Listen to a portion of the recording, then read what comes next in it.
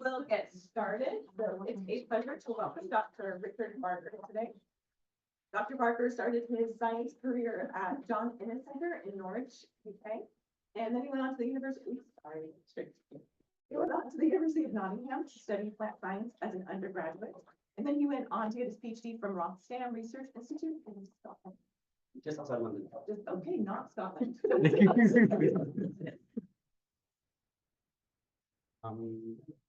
Men in kilts. Lots of different root stuff. Okay.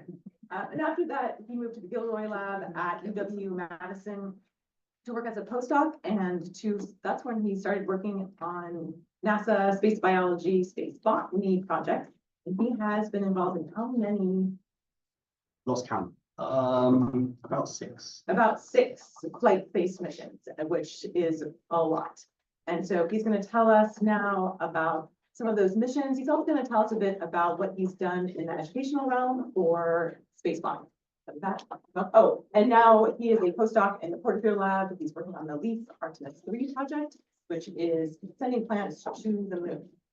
But you're not going to talk about that one. No, I'm not going to talk about it today. But hopefully we'll have a chance to discuss that at some point in the near future. I'm also going to try and push some of these computer vision stickers on you, because we put them here. Feel free to take one as you do. And there'll be a lesson learned as to why that's here. Hi, so I'm Richard. I'm actually going to tell you a little bit about my origin story, because I've got a bunch of mission badges associated with spaceflight experiments. But I wanted to show you how I got here, because it wasn't actually my intention. I just really love plants, and it was my passion for plant science that accidentally got me caught up in space biology. So I wanted to thank the Gilroy team, because they pretty much translated my terrestrial research into spaceflight research. And I put this at the beginning because I don't know how long the presentation is going to take, so I want to really thank this team. And it's more than just these members. Actually, over the last couple of years, I've been working for the NASA GeneLab program and some part of the analysis working group. So you're all welcome to come join us. We meet up every couple of weeks to talk about latest space biology happenings and try and share the latest tools, methods, and data with one another to push each other forwards in the research field in the area. So I want to thank loads of people that come to this virtual club and encourage you guys all to join it. Okay, cool. So they're my thank yous. I've got that out of the way because it's really important to thank your funders and your friends, right? Well, the questions I want you to be able to answer at the end of this talk, these are my goals. I would kind of want you guys to know who I am, where did I come from, and why did I pursue this path to Purdue? What is the green revolution? Hopefully some of you guys know that, right? What is the normal response of plants to the spaceflight environment? And that's a bit of a weird jump. And so hopefully when you hear my origin story, you'll see how that happened. Calcium signaling, I'm not sure if you're aware of it, but I'm going to try and convince you guys that it's important that plant response to spaceflight.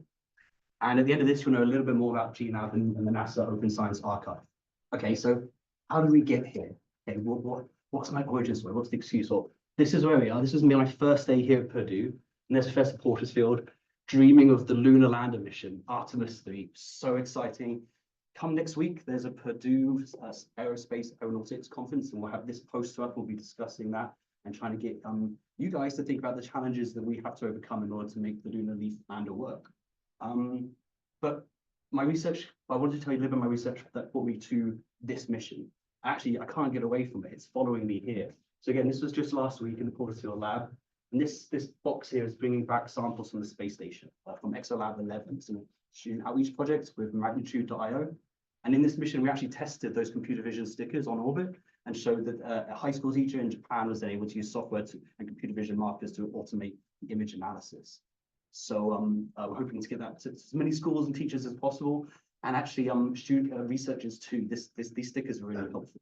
And that way, so the more story is take one and let's talk about how the SOAP computer vision analysis software might be useful for you in your program.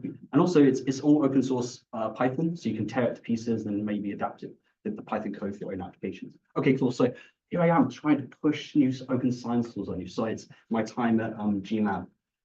But I need you to know where I started, because I want you to see that this is coming from a place of love and passion. So I started here in Norwich, and this is my mum installing my love of plants on me out in the fields around my hometown, these wonderful fields of mustard. The city itself, back in the Victorian era, the Industrial Revolution, they learned that they could turn this mustard flour into the mustard sauce that we all hopefully like. They used to sell that in the city, and actually ended up sponsoring my local football team. My local football team, the emblem is the canary. So I started to learn, do you know the analogy about the canary in the coal mine? So you take the canaries down with you. So I started to learn that mustard actually becomes a really good canary in a coal mine. So AKA by growing certain types of mustard and analyzing them with a lot of details, you can essentially start to understand the environment that they're being grown in. And again, this will make more sense later when we come back to like space biology. So I went to my local research institute, the John Innes Centre, as mentioned, got to meet this wonderful professor, Bevan. He had adapted this plasmid, this tumor-inducing plasmid in agrobacterium when he was in the US as a postdoc, and basically made it so he could genetically modify plants with that tool. His group, his team. So he then coordinated an international team to sequence the Arabidopsis genome and then the wheat genome. So essentially we could see where those modifications were going in and help us understand what they were doing on a sort of cellular scale. In this time, so I was still just like a high school kid. And this, so this is why I'm trying to encourage everyone to do as much outreach as possible, because it really does have an impact. So in this early stage, he was convincing me that we could create databases of genetics about these model plants like Arabidopsis and these crops like wheat, and essentially link between like the genes in the model organisms to the genes in the crops that are going to be important for overcoming the stresses of the future. So for example, we could do stress studies on Arabidopsis and do weighted genome correlation network analysis and find the genes associated with like heat shock response. And then we can find mutations like single nucleotide polymorphisms in the wheat equivalent of those Arabidopsis genes. So this is comparative genomics, and this is why I really got into genetics. And that'll make more sense later on when we get to the space biology. So during that summer, I was learning a little bit from the professor about genomics. I got to spend a lot of time in the greenhouses. It was great, harvesting seeds and admiring the different shapes that plants could form. I used to take lots of photos of them, but I couldn't quantify them because I didn't have the right software. So again, in hindsight, years later, I just wished I had a computer vision marker that was ready so I could have every single image I'd ever taken measured all at once. Lessons learned. It took 3 spaceflight missions before we realized the importance of computer vision markers. During this time in this greenhouse, I bumped into this wonderful lady, Kathy Martin. Her team, they were growing these beautiful purple tomatoes. So these are metabolically engineered tomatoes that they've moved a gene, a transcription factor, from a petunia and a tissue-specific promoter to express it just in the tomatoes. And they get this beautiful purple anthocyanin color. I should have actually bought the ones from Poland. I can't wait to grow them this spring. These tomatoes, when they fed them to mice, they caused them to live longer and they reduced their cancer rates. Okay, mice are different from humans. I know, I get it. But it's encouraging, right? And so I got the seeds as soon as they were available in the US market last year, and I've been growing these in them since. One of the other interesting phenotypes associated with this metabolic engineering is the slow ripening component, which is often overlooked. But it was really exciting to me. And that's when I went to university to go work with Professor Grant Lycett, because he was the first UK researcher to have a genetically modified crop on the market. He created this RAB-GTP overexpression, so a vesicular trafficking gene that was overexpressed. And that caused the fruits to remain ripe for longer, so increase the shelf life. Back in the 90s, there was this big backlash against GMOs, and this product was removed from the market. So his talks changed over the years from the science to the economics and politics. Either way, when I got my hands on the seeds, I did some studies, I realized they were resistant to salt stress and osmotic stress. And so that took me off on a tangent because I really wanted to pursue genetics, quantitative genetics. And this other professor, Dr. Martin Boardley, had a association mapping population and recombinant inbred lines. Do you guys know what they are? So association mapping populations, say like 100 different varieties of the same species, supposedly from like around the world. So you're supposed to have the total genetic diversity of that population. So then by growing that and assessing that diversity, you can essentially do statistics to find out the chromosomal regions that contribute to that trait. So this professor talked me into growing 250 lines in parallel. As an undergraduate, I didn't know what I was doing, but we got through it and the data was great. And ultimately, I learned that a really important component of the plant's response to salt stress in the environment comes back to calcium signaling and how they translate those osmotic changes to responses. And calcium signaling will come back again. So I guess the thing I'm hinting there is lessons I was learning, data I was generating during my undergraduate, come back to haunt me again and again throughout my postdoctoral life. And so I'm trying to, put those lessons up in advance. And then went to the next interesting character inspired me, this guy, Malcolm Bennett. He had this software called RootNav. So it was a graphical user interface for tracing root system architecture. And me and a bunch of students, we got in there, were able to like trace these roots of Arabidopsis and barley. And essentially, they use these data to train RootNav2. So it's an AI algorithm that can essentially automate the detection of your root system architecture, initially on 2D, so for Arabidopsis in square Petri dishes. But essentially, the same model then worked in 3D once they got the X-ray chromatography hardware built. Okay, cool. So the more the story is there. Technology, I'm trying to push on you guys. Again, if you're interested in roots, if you're not, you should be. This software is great. Give it a try. And so root system architecture, the ratio of the primary roots, the lateral roots, and all the subtle nuances is essentially all coordinated by these computers. Shoot apical meristems at the tip of the root. The plant can adapt the architecture of this meristem by two main characteristics, changing its cell division rates and changing its cell elongation rates. And different environmental factors play into these different regions and cause the plants to adapt. I don't have the time to go into all the nuances about the genetics and cell biology that occurs in this, but I want to point you at some seminal work by Ranjan Swarup and Professor Leoband, where essentially they describe the reverse fountain of auxin movement around the root tip, and essentially how this creates like an aux maxima can lead to lateral root emergence later, lateral root priming. But then over here, this was the second model that came out, which started to talk about how hydrogen peroxide can cause plasmodesmata to close and reduce their conductivity between them, and that this system is going to influence gravity sensing. Spoiler alert, in spaceflight, plants activate the hydrogen peroxide response system that leads us to believe that they are altering this in orbit. So again, going all back to my undergraduate stuff to say, wow, these lessons that I learned then are relevant to the research that we're doing now. And so starting to appreciate this cellular biology, you can obviously understand then why I'm becoming intrigued by gravity, because there's been a lot of research that's shown that when you turn a plant on its side, that cell biology changes. So usually we have this reverse fountain with the columella cells at the base, with the statilis sedimenting to the bottom, finding the gravity vector, with auxin being evenly distributed. When you turn a plant on its side, statilis sediment to the bottom, the pin proteins also reorientate to that bottom side, and essentially you then see this asymmetric distribution of auxin to the bottom of the bottom epidermal cell layer, which causes it to reduce its elongation rates later on. There's a lot of amazing work on this. I've done a really crude summary of that, and I urge you to delve into the literature there if your imagination isn't already going off in some tangents, and it probably is. But ultimately, you can see why I was intrigued by this because of my fascination with root tips. And that will come back to haunt me again later when we get into microgravity. Okay, cool. So with a passion for root tips installed and a very minimal knowledge of gravity sensing in that organ, I went to Rothamsted Research. So this is the world's oldest agricultural research institute.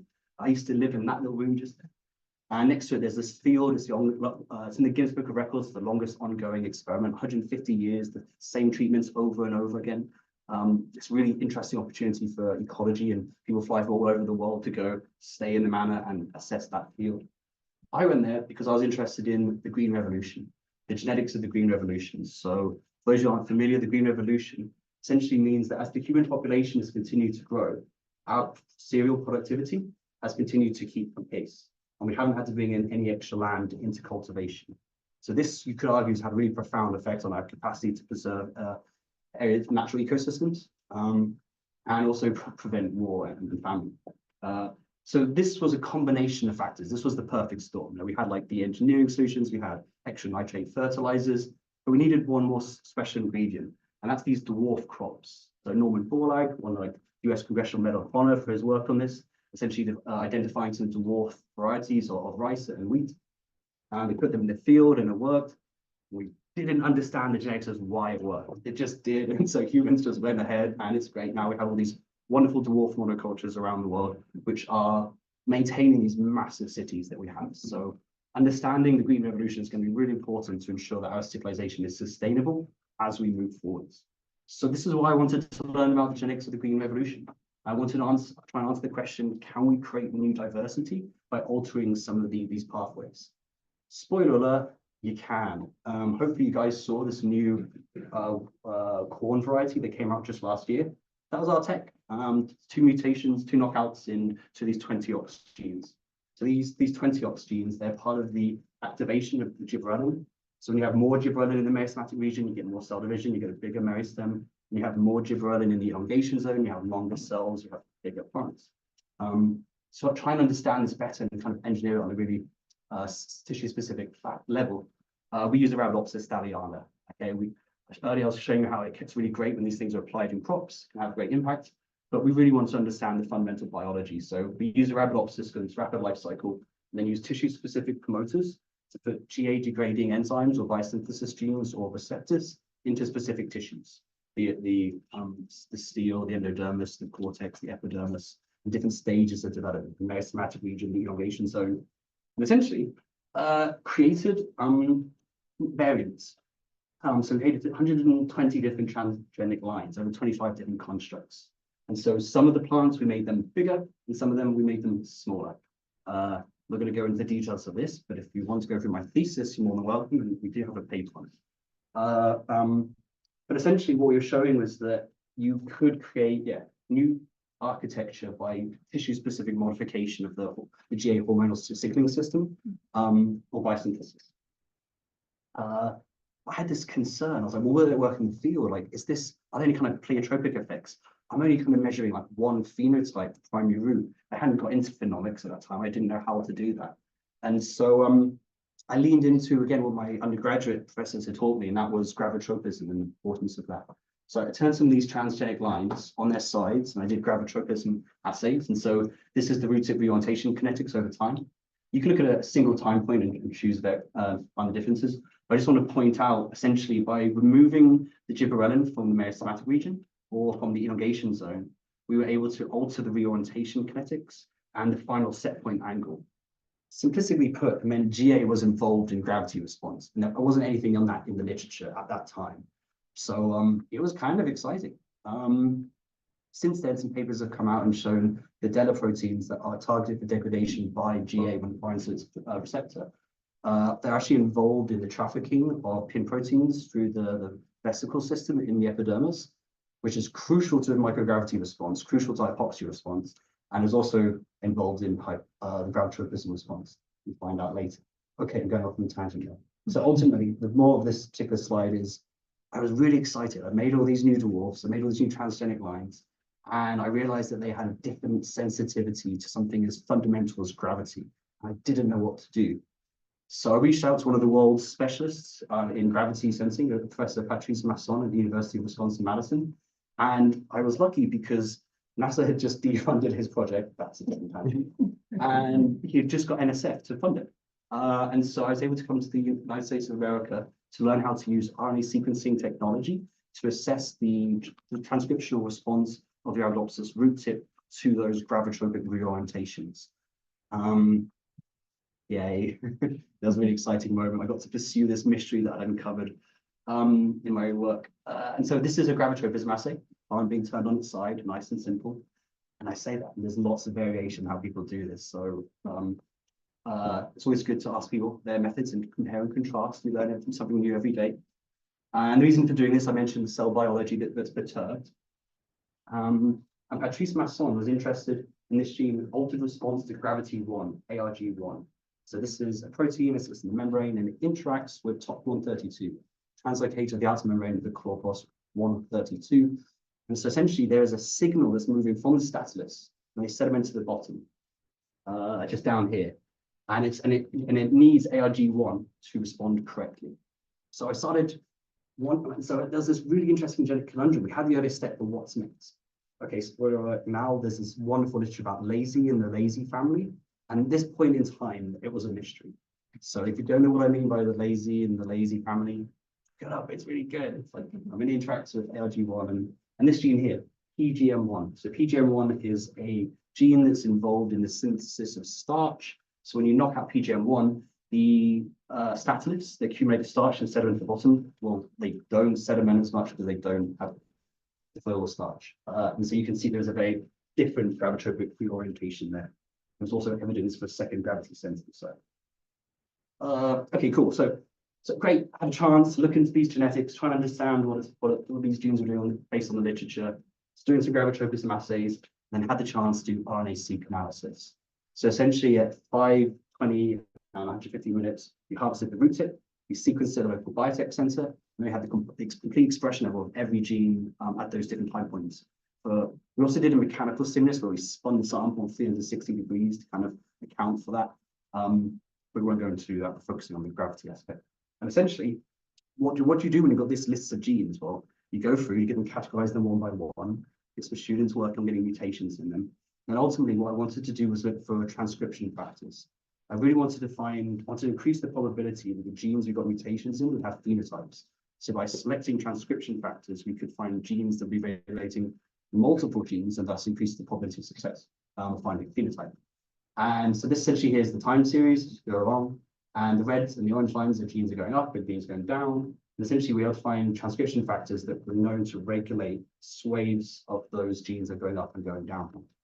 And spoiler alert, a lot of them were involved in calcium signaling. So this is my the second time calcium came up in my life. First of all, in salt resistance, and now here is some part of a gravity response pathway. Okay, cool. Well, I'm enjoying myself. I don't know how you guys. You still following me? I'm jumping around between different areas of science, but if you don't look too confused, I'm getting a few giggles. That's okay. Okay, cool. So I'm in the US now, fascinated by like these plant genetics and how it's responding to gravity.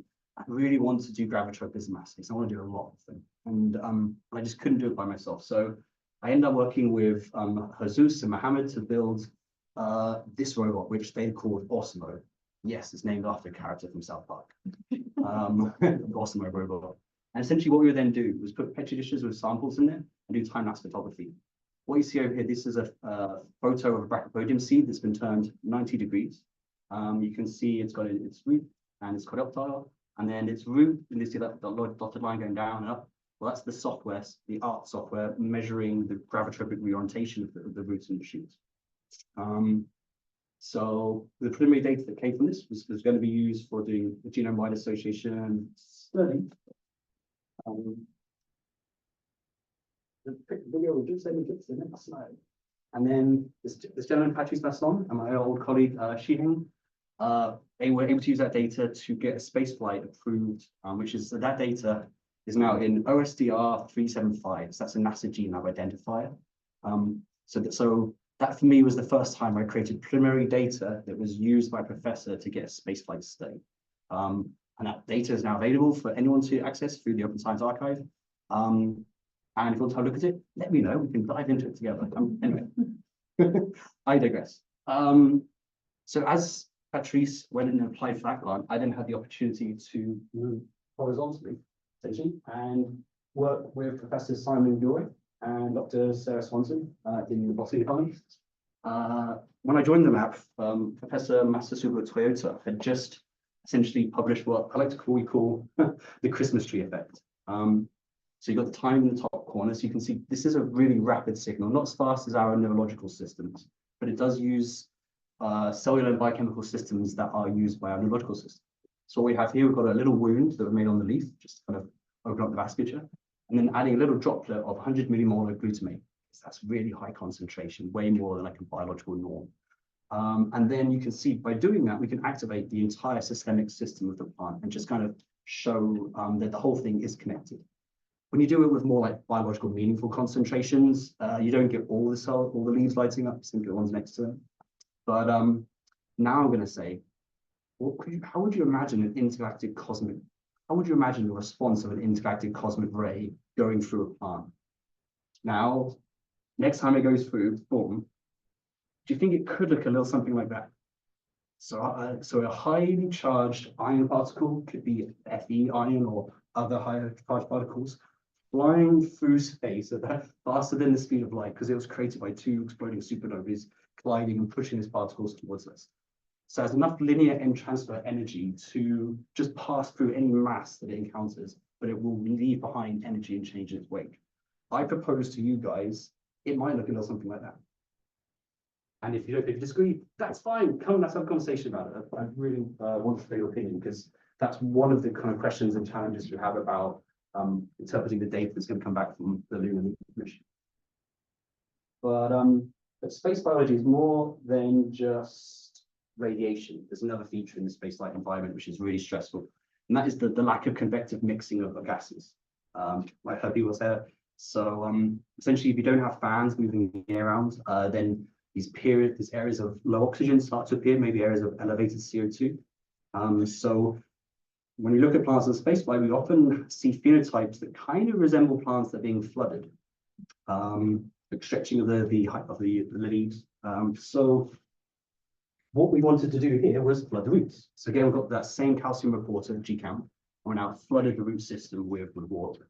And so over the next like 2 to 3 minutes, there's a calcium wave that comes from the roots to the shoots. It goes to the leaves. You can even see the hydrothodes kind of lighting up. So that's the area the guttation would occur to try and help relieve some of that hydraulic pressure. And so yeah, I think it's a real opportunity to do a deeper dive with hydrothodes. I think it's a really fascinating piece of biology that's underexplored. But in this context of spaceflight, we were interested in that long distance systemic calcium wave, right? So basically trying to say that when you flood the shoots, the calcium wave comes to the roots. When we flood the roots, calcium wave comes up to the shoots. So what if you could stop that? What if you could break that systemic signal? How could that affect plant growth? So this is a model from a review, basically just shows like these calcium waves propagating along. And the calcium wave doesn't go by itself. There's propagation. This also requires a wave of reactive oxygen species production in the apoplast, facilitated by these reactive oxygen burst homologs, like this gene ROD. So what we realized is we could break this system. tDNA insertions mute into the ROD gene and this gene called CAX2, but essentially allow us to break the systemic signaling system and ask, well, how do plants respond to these stresses? And these stresses are the spaceflight environment. So we went down to Kennedy Space Center. This is me and Dr. Swanson doing what all good Arabidopsis researchers like to do, and that's sow seeds in Petri dishes. And this is Professor Gilroy getting his hands dirty, folding up his sleeves, and he's putting those dishes under far-red light treatment to make those seeds go really dormant. It's a trick you can play on the Della proteins. So essentially, we then made the seeds really dormant, wrapped them in tin foil, so they won't germinate, even though they're imbibed and sitting on like an agar media. They won't germinate and start to grow until they receive the light. And in theory, well, in practice, that will be on orbit because we don't want to germinate on the way up. And what if the astronauts get busy doing something else that's more important and they just leave your samples floating around? So again, this was a fail-safe mechanism that we built in. Okay, cool. So we handed our samples over to Space 6. It's really funny. It was like 10 of us in the fridge carrying the samples, like 2 people taking photos, 2 people filming. We go over to the other side of the Banana River. We see the rocket about to take off. My boss, Dr. Swanson's looking at the countdown. I see the smoke come out. I kind of knock the phone out of her hand. Oh no, there's a delay on the internet. It's taking off. So we look over. And you can see the sound wave coming at you. People go, you can't see sound. No, you can't. The water is kind of splashing up. The mangroves in front of us started to shake. Suddenly I felt it in the bottom of my heels coming up the back, and then in through the back of my ears. Then woof, the air hits your face from the main launch. And you're looking up, and it's slow and it's ominous. It's not like the 4th of July. And you look around, and everyone's acting really weird. Like there are these American people giving each other high fives, these lovely Japanese people bowing to one another. That's this really quiet Italian guy. We always got to be worried about the quiet ones, right? So I go to him, I was like, well, why are you quiet? He's like, well, I'm waiting for the bird. And he got really excited by this. And I was like, well, what do you mean the bird? He's like, well, look, the rocket's now falling down. Stage 1 is transonic. Stage 1 is Transonic. past the speed of sound. So the rocket's falling, and as you can have just heard, it's going faster than the speed of sound. The rocket's coming down, and then suddenly, boom, boom, 2 sonic booms hit you from above. We were warned about this, but you can hear the excitement in my voice. To this day, I still buzz just remembering about the sonic booms hitting from above. But anyway, as you look in front of you, the rocket comes down and it looks just like Superman, you know, in the movies, and you see those streaks of light going across the sky. And it comes down, and just as it gets to the tree line, just across from the Banana River, you kind of have this really weird moment of reflection because there's an intercontinental ballistic missile that's flying at you, and you're not afraid because like you have faith in the engineers and the scientists that designed this thing. And then suddenly, like science fiction is science reality, and you've seen a rocket land before your eyes. This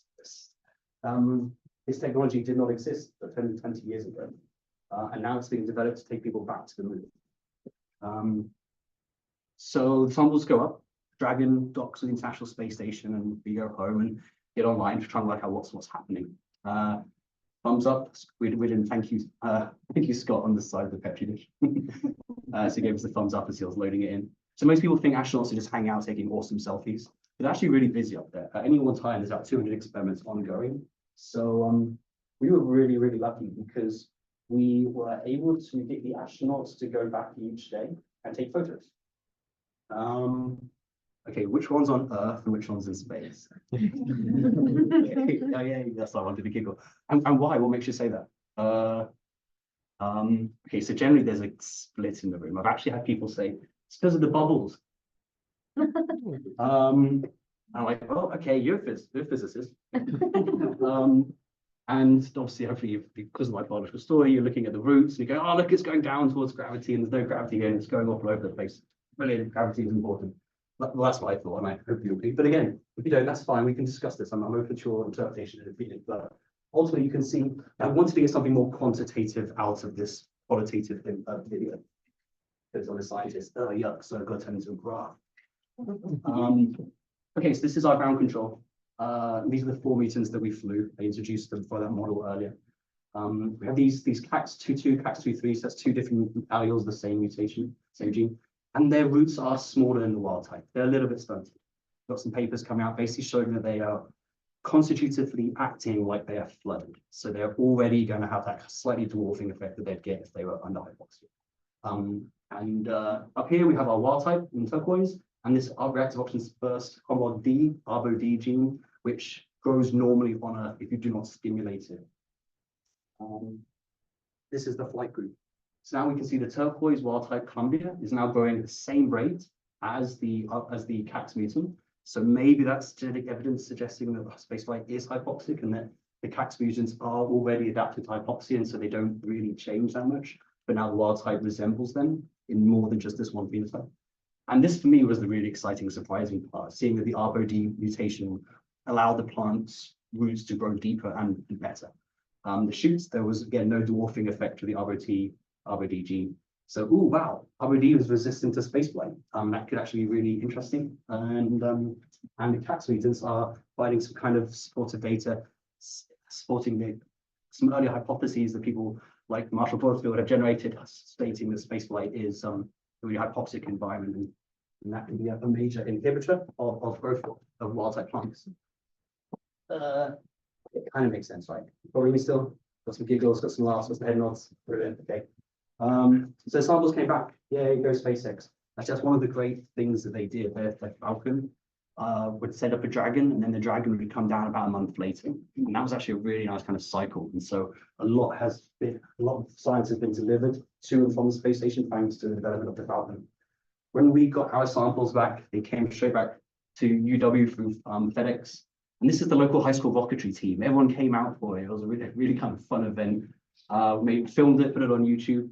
And yeah, Simon's really happy he got his test tube with space samples.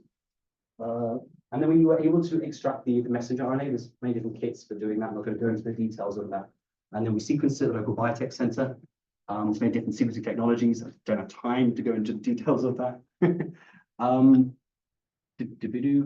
But what we did get back was RNA-seq data, and a lot of it. So for me, this was great because now we have highly dimensional data, multidimensional data, which will allow us to understand how the plant was adapting to that environment, and thus kind of how it was feeling due to whatever extra stimuli were on the ISS.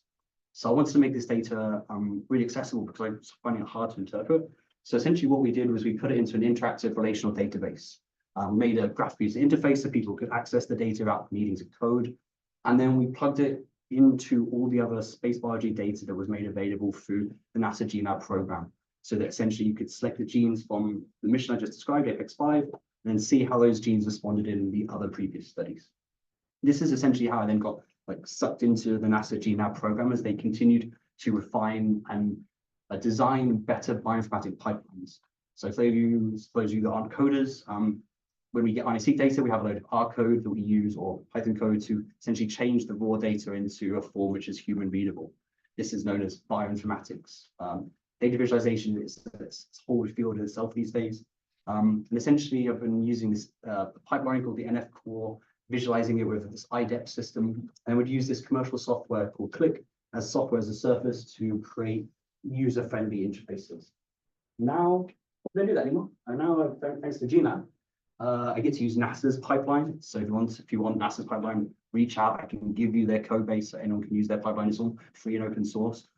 And similarly too, they, as a consultant, they kind of saw what I was doing and then basically did it better. So I like to use their stuff now. Something wrong with that. It was more than just improving like the data visuals. Through working closely with the NASA GNAB program, we got access to some AI and machine learning tools that we could then use to provide new insights into these data. So again, if you're interested in those concepts, reach out. I can hook you up with the training material, the course of those codes from GNAB. And so this is the best one. So kind of hopefully finish with the AI insight. So okay, so we've got these samples that come back from the space station. We can look at all the genes one by one, or 10 by 10, or family by family. And there's a lot of genes that are changing. Okay, cool. We can then do genome ontology analysis and look at the pathways that are changing and see which collective features are occurring. But with those things, you end up with like slides and slides of data, like literally hundreds of slides of enriched pathways and individual genes and all the sort of nuances about that. And I'd love to share that with you. Reach out anytime. I've got 200 slides. I'll give it to you. We can go through it together. Don't have time for that. AI is really good at simplifying stuff. So we want to, and there's this AI revolution that's kind of been occurring over the last few years. I don't know if you've heard it in the media, like these large language models are everyone really excited, but it's just statistics. And so if you understand like the latent space that occurs in these models, then you can have understand how it's computing its answer, and that's really important. Okay, cool. So we're going to use an AI tool. We're going to try and understand it because we want to know what comes out. So this particular AI tool takes about 85 different transcriptional studies from GEO, Global Repository. It then pulls them into what it calls like a hidden processing layer. So this is what they call physiospace. So this is what the people describe as latent space. And essentially it has 20 different groups of stress that's in this latent space. There's 20 different vectors, and each of those vectors is associated with a specific stress. It could be osmotic stress, it could be heat stress. So you can then take any study you have and then compare it to this tool, and this tool will then tell you, well, which of these 20 studies was most similar to your stimuli of interest, which is spaceflight. So that's what we did. We took our roots and our shoots from our Apex mission that flew on the Veggie on the space station. We then put them into this autodecoder and then essentially created like these similarity values for these different stresses. We just selected the 8 most similar stresses from that list of 20. And we were pleased to see hypoxia was there because that was like the main hypothesis. And personally, I was super excited to then see low pH and salt actually being more similar. I'm excited because lots of people had shown that there was a salt response in the data sets in these like in both the proteomics and transcriptomics, but no one had ever shown it was like the predominant feature. It was just there. And no one really understood why there could be this weird kind of like ionic signature in it. It wasn't really clear because hypoxia was the main thing. But what we can see here is that this low pH might be interacting with the salt. Okay, so what's happening? So when we have low oxygen, we have alcoholic fermentation. So the glucose goes through to ethanol. And there is this production of CO2 in the process. And so I believe that CO2 is accumulating somewhere near the plant because of the lack of gravity. It can't just like diffuse away, it's limiting. And so somewhere there's carbonic acid accumulating. And at this point, if you know Marshall Porter's field research, you probably know why I'm here, because he does done a lot of great work with ion sensing. And so I believe as we start to understand, where this acidosis is occurring, we might start to understand how that's affecting mineral movement and this salt stress similarity. So with this in mind, okay, that's just coming out of AI. You can't trust AI, right? It hallucinates all the time. At least those large language models, that was a different type of AI. So we want some experimental data to back this up, right? Because it's just bioinformatics until that. And so my friend WT Troy was a member of that team I mentioned, the mission. He joined the Beamer lab, and essentially they did this study where they put Arabidopsis in argon noble gas for 8 hours, so hypoxic environment. And in the media itself, they added bromesical purple. So this is a pH reporter that turns yellow as the pH decreases. So what we can see here is this hypoxic environment causes this acidity to occur. So this experiment kind of backed up the hypothesis that we had from spaceflight that the hypoxia is going to lead to low pH stress, and that might be altering mineral uptake. Okay, cool. So we're basically at the end now. So hopefully you can see that I basically really came to appreciate the environmental metadata. You can see as I was diving into the genetics, I came to really need to understand like the environment, like the pH environment and around the pond. And it was through working with the NASA GNAB program that I really started to appreciate how difficult it is for researchers to collect metadata and collect all this data together. So again, I'm not going to go into the details of this, but I spent a lot of time looking at how to use their software interface and how to help students find actionable goals within it. So if you want to learn more about how to mine GNAB and find some of the patterns in this metadata, let me know. Not going to go into the Lunar Leaf project. Like I said, this is the poster we're presenting next Tuesday. So just going to put that there as a bit of a teaser. And this is my kind of conclusion. So at the beginning, kind of highlighted these goals. I'm hoping as I go through them, you know who I am, where I'm from, what my path was to Purdue, why I came here. You hopefully already knew what the Green Revolution was, but if you didn't, you do now. Maybe I've convinced you that that downstream of hypoxia, there's this acidic stress the plants might be experiencing in spaceflight, and maybe that is the norm. And if not, let's chat about that. Hopefully, you've now seen how calcium cycling might be important, and how that, for multiple reasons, could be radiation, be it flooding, and also maybe now you know a little bit about NASA GNAB and the Open Science Archive, and might spark a bit of an interest there. And so yeah, I've gone over my main goals. So these are the things I left out. I'm able to go through some of the missions because I was trying to keep it short and sweet because who wants to be here all day, right? But again, if you want to learn or to discuss any of the other missions I took part in, like particularly the ones with like cotton and real crops, happy to discuss that at some point in the future. Again, I promoted the Astrobotany sticker, and it's pairs with this cool syrup software. So again, if you're interested in discussing image analysis, do reach out. So oh yeah, and a little clue on the invite. I wasn't joking. I do have the Settlers of Mars game here. So if all this science here hasn't been entertaining enough, and that's not a reason to come and try and hang out with me, maybe playing Settlers of Mars or Settlers of Catan is. So that's another reason for us to hang out in the future. Okay, cool. Well, as you can see, I've had fun. I feel humbled to be a plant scientist who gets to take part in NASA's grand plan to go back to the moon and send humans to Mars. And hopefully this presentation has given you guys the confidence that I'm the right person for the job, and that that's interesting, and that maybe there's some science that you guys want to do as part of this lofty goal. So at that, I'll leave it there and say any questions, I'll be happy to answer, particularly if it's about what plants do in the disco.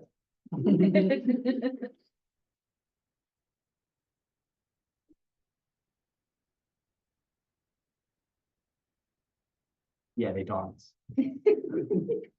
Okay, and any questions? Go ahead, sir. Yes, please. Great talk. Very, very entertaining and fun. That's what A mechanistic question about ROS power, calcium release. Mhm. Don't fully understand how it works. Yeah. ROS is necessary to help propagate calcium away. Why is it facilitating growth when you lose that gene function and no gravity? That is a good question, and I think it comes down to where and when. So the Arbo family is quite large. There's many members of it. It's like 5 or so, and RBD is quite a bit of an outlier. RBD and ROF both have really distinct expression domains in the root system. I've not been making much of it, and essentially they have the capacity to both of them produce reactive oxygen species in the cell layer, which is pericycle. So it's the longest, thinnest cell type. So it's the location of this expression, which is so important from allowing it to send those systemic signals. So there are other Arbo family members, like one of them is reduced hair defect, RHD. It essentially is just expressed in the root hairs. And so there we don't get those kind of interesting systemic phenotypes that you see like that dwarfing of the root hairs as a result of its role of natural oxygen species in cell wall remodeling and elongation. Follow up to that. You think so? Here's a related question. So what is the calcium range phenotype in the cat community? It's different. How to describe it? We actually have a paper on that which shows has a higher resting calcium level. So it's like it's constitutively activating its systemic response. And so again, it depends on where you stimulate it as to, I really want to go into like what's called the amplitude, because the calcium signals are really complex. You have like initial high peak and then a trough, and then a slow elevation. So you have an early stage and a late stage, and different stimuli have different levels of calcium elevation at the early and late stage. And so the plants are using that to encode multiple responses to multiple environmental stimuli into one essentially binary system. So it's a really fascinating area, and this it's very tissue specific. But like got some of the core parts there. I'd love to show you the presentation on the genetics of the ROD response to spaceflight. It's here. I've just honed in on the wild type, but obviously there's a narrative that's very much focused on that. Which again, reach out and have a look and discuss that because it's fun. It's interesting. Any other questions? You can throw softballs too. Well, it's not a joke. You can. I have a softball. Oh, please Maybe. do.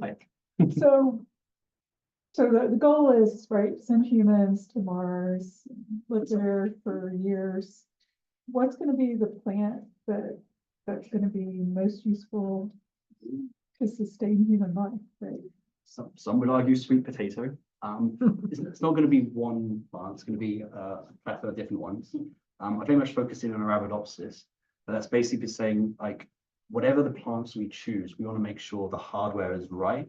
And so we have our like green canary here, and that'll help us provide data to the aerospace engineers that are prototyping different variants on the growth hardware. So ultimately, it's actually going to depend on the astronauts. The individual individual preferences that people have is really important. So if you're going to go to say Mars for 2 years, a year journey there, 9 months on the surface, a year back, it depends when you go. There's different mission profiles, depends who you speak to. It's always slightly different. But if you're going to go, you should have a say in what sorts of crops you want to eat, the food types, right? And so there's a lot of work going on in the Johnson Space Center where they're trying to come up with like the optimum diet. And whenever you bring in a new astronaut, that optimum diet goes out the window. So I guess the thing I'm alluding to here is we're now entering an era of like personalized medicine and personalized genomics. And that's not just true for medicine. We should think the same thing from the nutraceutical perspective. Each individual astronaut is going to have they're all individual snowflakes. And so ultimately, you could argue that each one would have the perfect set of crops that they should eat based on their own personal metabolism and life history. So I think what ends up happening is there's going to be a space problem, right? Because you have to grow plants that can produce enough food, right? A space problem in space. Yeah, you're right. So as the next key concept there is thinking of the specific mission profiles. So currently in low Earth orbit, because of the lack of space in space, which is kind of funny in its own right, it means that there just isn't enough space to do real economy up there. Currently, it's just like shipping everything up. And this is what's so exciting, supposedly, about the Starship and this change to the Artemis era. Because now we're going back to the moon, and it's not just a camping trip like it was previously. Okay, these first landers, Artemis 3 and Artemis 4, and the astronauts go down and be deploying some experiments, but they're not building bases. But the aerospace industry is building the delivery system that in theory will build human scale settlements on that surface. So I guess the question is that you're into this, well, once you get to that scale, then you can start thinking about agronomy as a tool to feed people, right? And that's where it gets really, really exciting, because so far we've just been doing fundamental research. Essentially, we've been trying to use the space station to find out biological functions that we couldn't find when we had gravity masking it. And that's very much the work that's been done in Arabidopsis. And what Angelique's doing is that crossing that next step into space agronomy. Initially in chambers that are probably too small for you to argue the true agronomy. Probably want to be a bit bigger. Or maybe need to philosophize over that. So yes, what will those crops be? Well, I think they're going to be dwarfs. I think they're going to. Yes, go. You talked a little bit about in the beginning how people do the orientation work kind of differently, right? So you're growing your Arabidopsis on plates like vertically.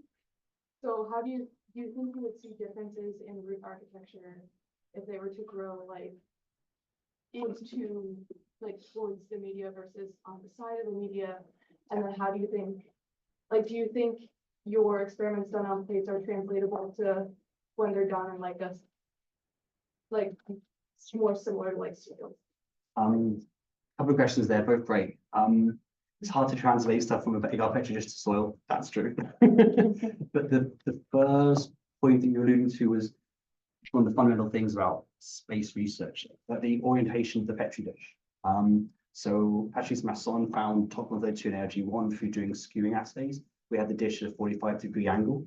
You could show that interaction between the mechanical stimulus of the hard agar and the incapacity to go straight down cause a waving and skewing phenotype, which he was able to then use as a screen for reverse genetics. Interestingly, when Rob Feller and Alice and Paul grew plants on the space station in microgravity, they saw that same skewing phenotype.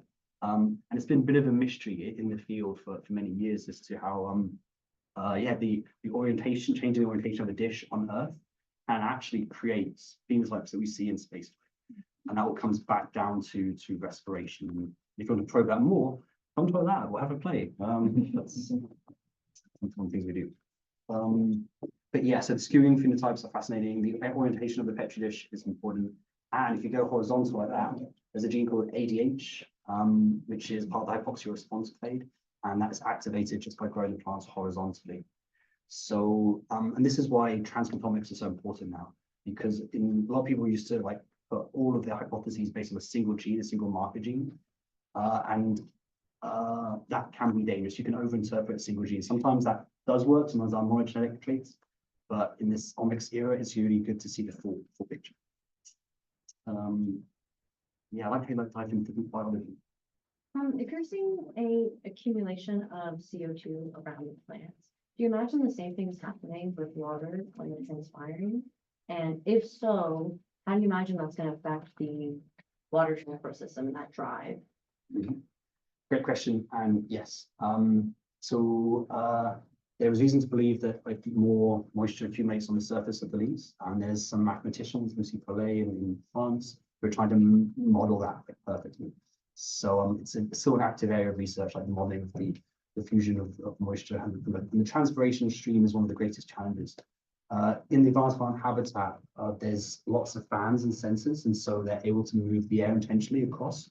Whereas in the veggie hardware that we use, without those fans, you see more of that accumulation of the water on the surface. The CO2 bubble, what's really hard to visualize, and again, this is one of the reasons I came here. Marshall's like a researcher common in that field, and essentially work in progress. We need to work out just how big, we need to prove those CO2 bubbles are there, because it's really not proven. And then work out how to measure them and find ways to overcome them, those challenges. But those concepts you described there, they really are like the crux of the challenge of growing plants in microgravity. How to keep the soil plant air continuum flowing so that plants can remain. Good question. Hello. Have you by any chance looked at any compounds that are secreted from roots and have them affected by different orientations? Oh yes. Not as much as I'd like to, but let's come back to hormones essentially. And the main one that we talk about a lot in space biology is ethylene. So plant roots make ethylene like all the time. It's just kind of standard. And when you have like compacted soils or flooded soils, that ethylene can't diffuse away. It's trapped next to the plant. And so you get a load of like phenotypes associated with that. And we see all those phenotypes in spaceflight. Initially, it was hard to be sure it was coming from the plants because of the lack of sensors, environmental sensing, and old plastics that were used in some of the old like missions. Apparently, there was one set of experiments that basically got thrown out because when they docked with the Mir space station, the Mir space station had some off-gassing issues with some of the plastics they were using. So there was loads of ethylene in there. So they opened the door and there's this flood of ethylene that came in. I digress. So the moral of the story is, yes, there are many chemical signals that come off. Particularly when you do gravitropic reorientation, like cyclic nucleotide gated channels are one of the ways that plants regulate what they release in this process. So we think cyclic CMPs might be released. Ultimately, that's one of the things we really want to do in the chemical course of the lab is get some biosensors, like some sensors next to the plant, and essentially look for those ionic changes in response to gravitropism, because it's nice and easy, yay. But also in response to the stresses associated with microgravity in Leo and the lunar lander. Great question. I don't have a list of all the chemicals off the top of my head. I've got a bunch of them in a slideshow, which is part of a proposal, and we need help doing the experiments. Okay, cool. How's it? I was, I'm sorry, this is going to be a bit of controversy in terms of putting plants on space and grow them. So there is a lot of funding in research in biotechnology. So we are trying to improve protein contents in tubers and other things like and many would it be easier to develop like cell cultures, plant cell cultures, adapt to produce different plant components, nutrients, than put plants on space? That is a good question. The hard part there is getting the astronauts to eat it. So you can grow algae, rich, super dense nutrients, and then a lot of people just don't want to drink algal broths as their nutrient sources. Getting closer to plants and algae, you get to like duckweeds.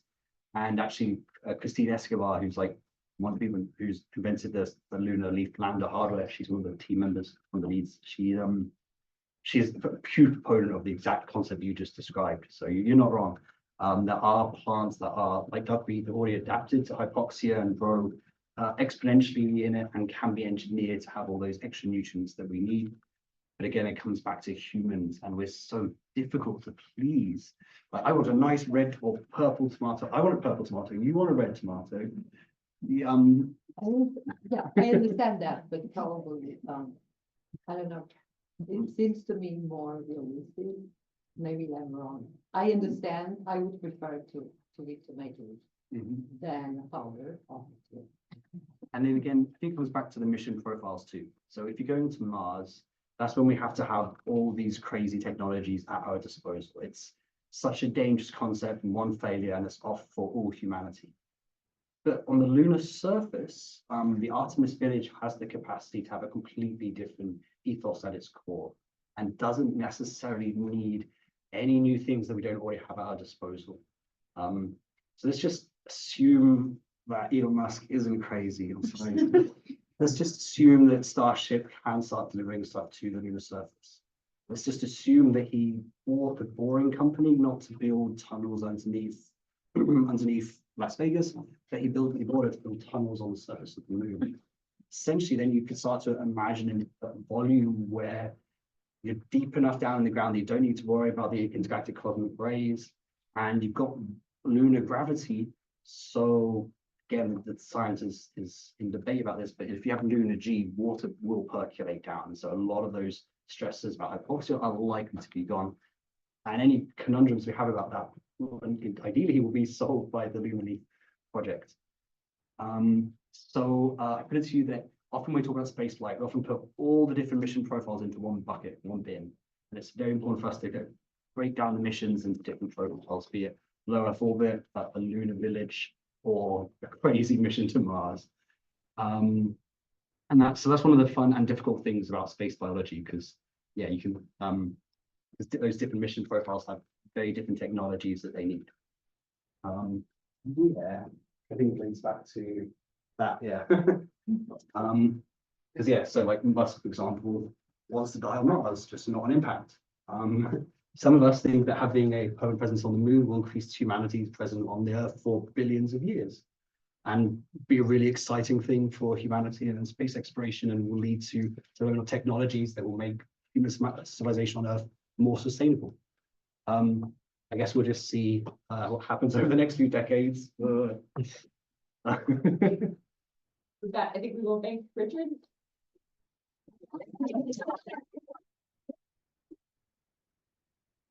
Guys.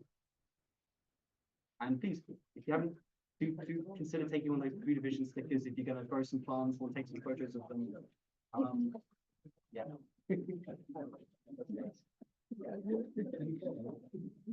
Joys of not having anything to do with it.